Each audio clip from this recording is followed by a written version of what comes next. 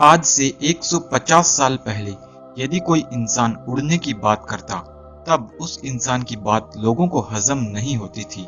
जब एरोप्लेन का आविष्कार भी नहीं हुआ था, तब सनातन धर्म के ग्रंथों में बताए गए विमान के अनेकों जगह जिक्र को देखकर लोग इन धर्म ग्रंथों का मजाक उड़ाते थे और इंसान के द्वारा विमान बनाकर उड़ने को सिर्फ एक कल्पना मानते थे। लेकिन आज इंसान के लिए एरोप्लेन में यात्रा करना आम बात हो गई है। आज से 5000 साल पहले महाभारत काल में अनेकों प्रकार के विमान का जिक्र मिलता है, लेकिन इससे भी पहले रामायण काल में बताया गया एक ऐसा विमान था जिसकी कल्पना महाभारत काल ने भी नहीं की थी।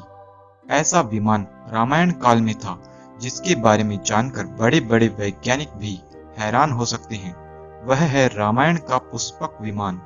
अगर आपने रामायण देखी है तो आपने सोचा होगा कि यह पुष्पक विमान कैसा होगा, इसमें क्या क्या टेक्नोलॉजी थी।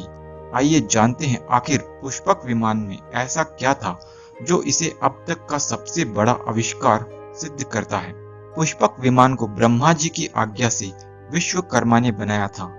यह विमान ब्रह्मा जी ने रावण के भाई कुबेर को दिया था। रावण ने अपने भाई कुबेर से युद्ध करके यह पुष्पक विमान हथिया लिया था। इस तरह यह विमान रावण के पास आ गया था। यह पुष्पक विमान साइज में काफी बड़ा था। दिखने में किसी महल जैसे पहाड़ के रूप में दिखता था।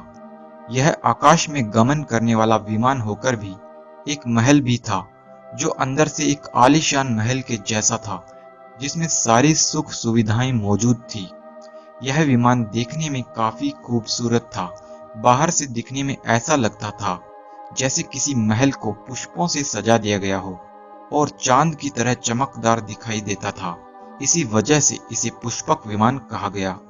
यह विमान एक स्वचालित विमान था। इसका आह्वान करने पर यह विमान कुछ समय में ही आ जाता था।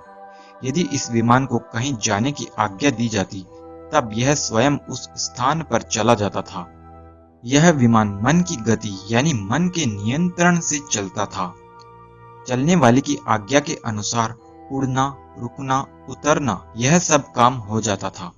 पुष्पक विमान वायु के वेग से चलता था और इस विमान की गति कहीं पर भी रुकती नहीं थी।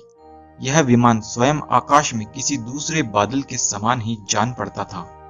इस विमान के यात्रियों को चलते वक्त बिल्कुल भी धक्का महसूस नहीं होता था। इसके यात्रियों को हिलने डुलने और कंपन का महसूस नहीं होता था।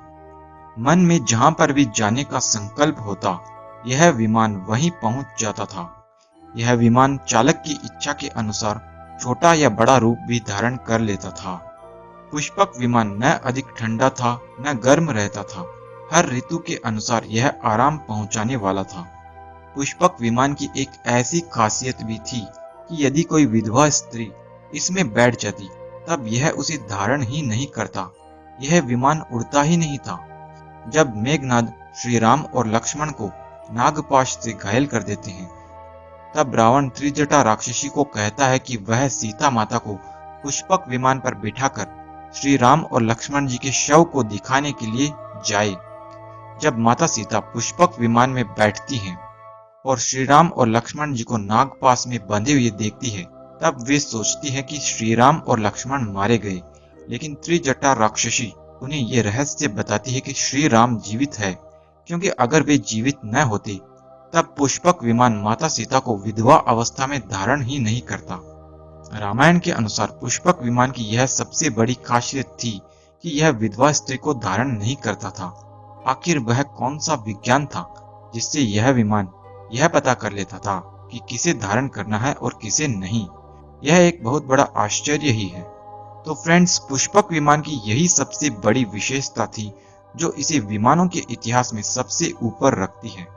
पुष्पक विमान के बारे में जानकर आप सबको कैसा लगा, कमेंट में मुझे जरूर बताएं। मैं मिलता हूं आपसे किसी अगले वीडियो में। तब तक के लिए नमस्ते।